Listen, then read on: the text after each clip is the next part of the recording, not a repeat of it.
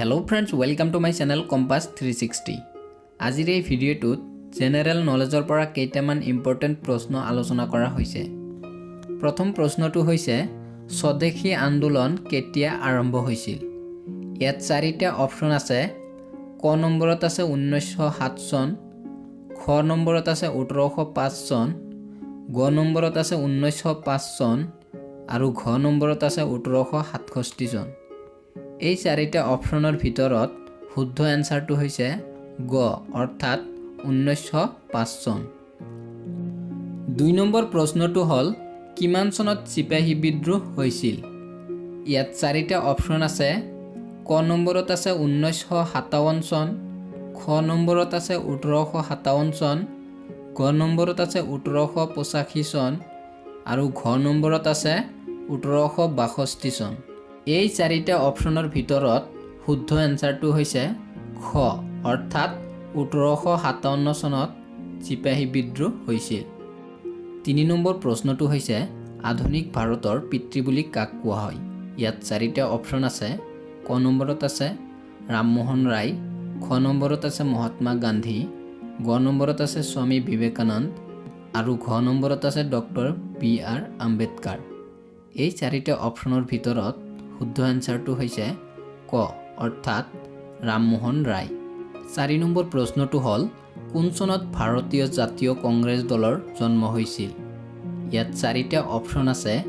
ক নম্বৰত আছে 24 ডিচেম্বৰ 1885 চন, খ নম্বৰত আছে 28 ডিচেম্বৰ 1882 চন, গ নম্বৰত আছে 28 ডিচেম্বৰ 1885 চন আৰু ঘ নম্বৰত আছে 15 আগষ্ট 1947 চন।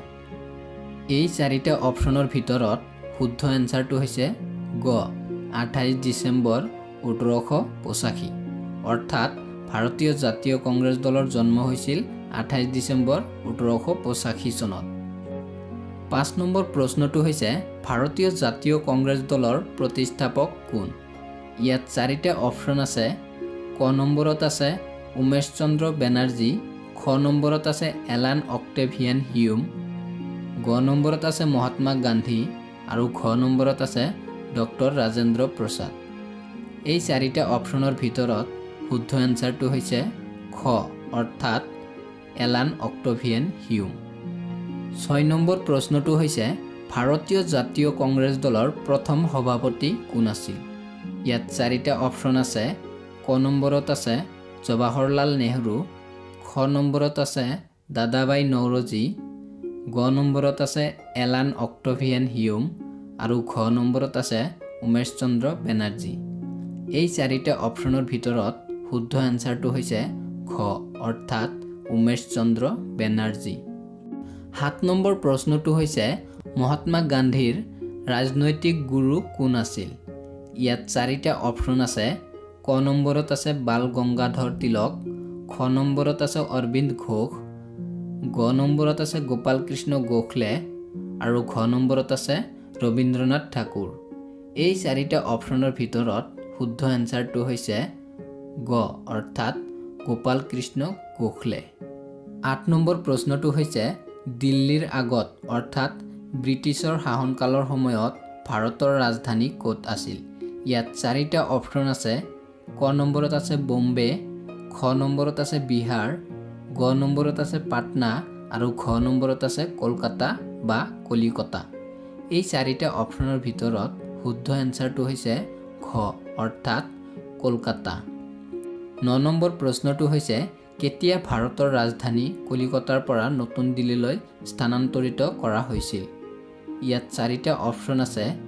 ক নম্বৰত আছে 1911 চন, খ নম্বৰত আছে 1914 চন, গ নম্বৰত আছে 1950 চন আৰু ঘ নম্বৰত আছে 1924 চন।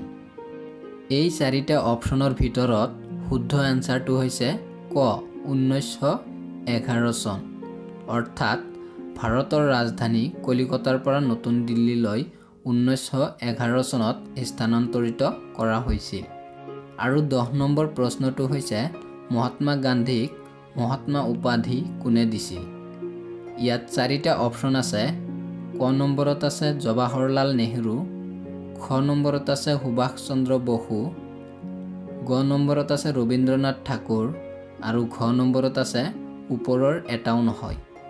এই চাৰিটা অপশ্যনৰ ভিতৰত শুদ্ধ এনচাৰটো হৈছে গ ৰবীন্দ্ৰনাথ ঠাকুৰ, অৰ্থাৎ মহাত্মা গান্ধীক মহাত্মা উপাধি ৰবীন্দ্ৰনাথ ঠাকুৰে দিছিল। যদি ভিডিঅ'টো ভাল লাগিছে লাইক কৰিব আৰু এনে ধৰণৰ নতুন নতুন ভিডিঅ' পাবলৈ হ'লে এই চেনেলটো ছাবস্ক্ৰাইব কৰিব।